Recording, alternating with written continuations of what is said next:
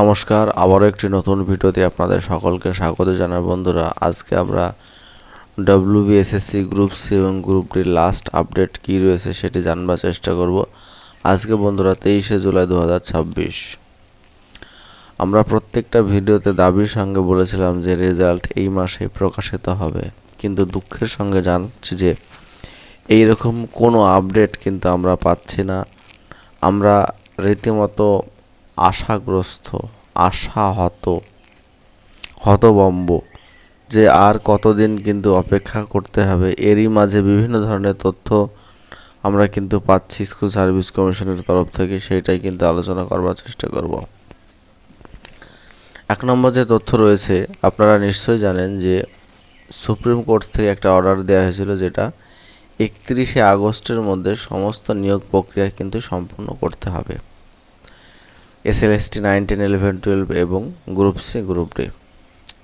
কিন্তু নতুন সরকার পরিবর্তনের পরে এই প্রসেসটা কিন্তু অনেকটাই ধিমে পড়ে গেছে।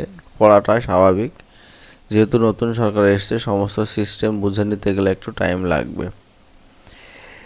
এই জন্য স্কুল সার্ভিস কমিশনের মাধ্যমে কিন্তু কলকাতা হাইকোর্টে যাওয়ার একটা প্রচেষ্টা চলছে এবং খুব শীঘ্রই কিন্তু স্কুল সার্ভিস কমিশন কলকাতা হাইকোর্টে যাবেন এবং তাদের যে দাবি দাবা রয়েছে যে আমরা 31শে আগস্টের মধ্যে কিন্তু সমস্ত প্রক্রিয়া সম্পূর্ণ করতে পারবো না, আমাদের কিন্তু কিছুটা সময় এখনও দিতে হবে এবং কিছুটা সময় কতটা লাগবে সেটা কিন্তু পরিষ্কার করে কলকাতা হাইকোর্টে দিতে হবে স্কুল সার্ভিস কমিশনকে।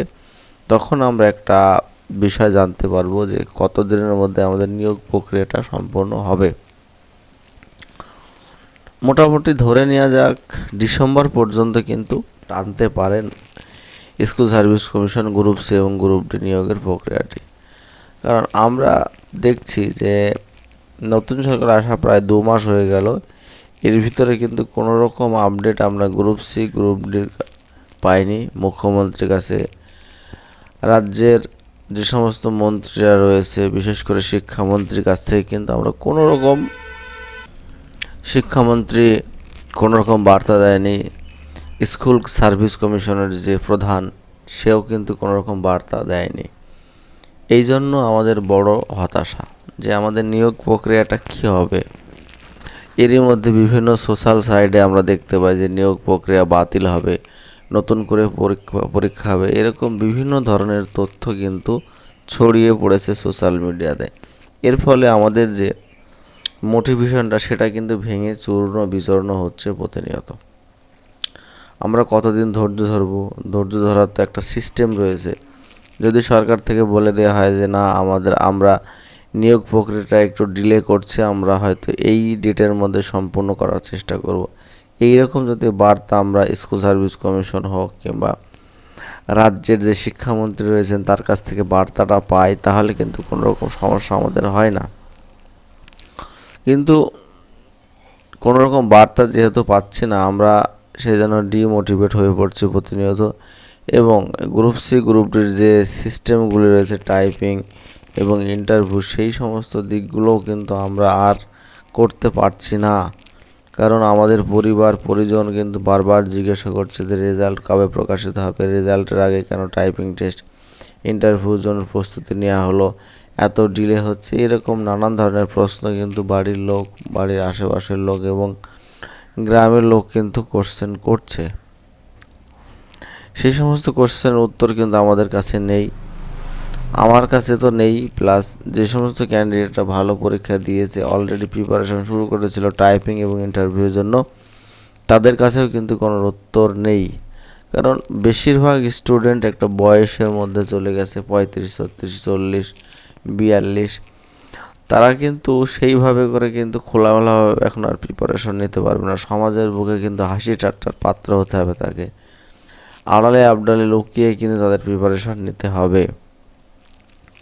এবং প্রত্যেকেরই সংসার হয়ে গেছে মোটামুটি, অনেকের বিয়ে হয়েছে, অনেকের বিয়ে হয়নি, অনেকের সংসারের বড় দায়িত্ব কাঁধের ওপর পড়েছে। এই সমস্ত কিছুর কারণে অনেকটাই তারা ডিমোটিভেট হয়ে পড়ছে। যদি এই নিয়োগ প্রক্রিয়াটা ঠিকঠাক করে সম্পূর্ণ না হয়, তাহলে কিন্তু চাকরি এবং সরকারের প্রতি তাদের যে বিশ্বাস আস্থা সেটা কিন্তু সম্পূর্ণ উবে যাবে।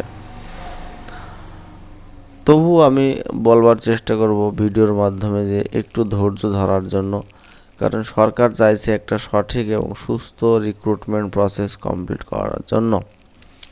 কিন্তু আমাদের একটাই প্রশ্ন বারবার, যেটা আমি ভিডিওর মাধ্যমে উপস্থাপন করার চেষ্টা করি, সামান্য যদি একটা বার্তা দেওয়া হয় আমাদেরকে, সেই স্কুল সার্ভিসের ওয়েবসাইটের মাধ্যমে হোক কিংবা কোনো মন্ত্রীর মাধ্যমে হোক কিংবা আমাদের মাননীয় প্রধান মুখ্যমন্ত্রী শুভেন্দু অধিকারীর মাধ্যমে হোক, যে কোনো মাধ্যমে একটা ছোট্ট বার্তা যাতে আমরা পাই, তাহলে কিন্তু আমরা খুবই ভালো লাগে এবং আমরা এটা শক্তি পাই যে না, আমাদের রিক্রুটমেন্ট প্রসেসটা হবে, চলবে, আগামী দিনে নিয়োগ প্রক্রিয়াটা সম্পন্ন হবে।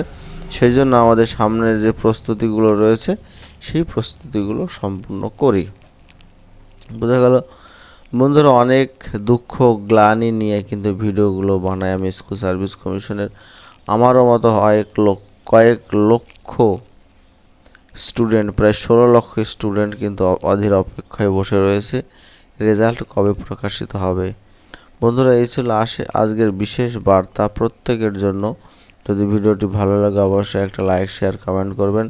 আর চ্যানেলে নতুন হলে অবশ্যই চ্যানেলটি সাবস্ক্রাইব করে পাশে দেওয়া বেল আইকনটি বাজিয়ে রাখবেন নতুন নতুন চাকরি সংক্রান্ত আপডেট পাওয়ার জন্য।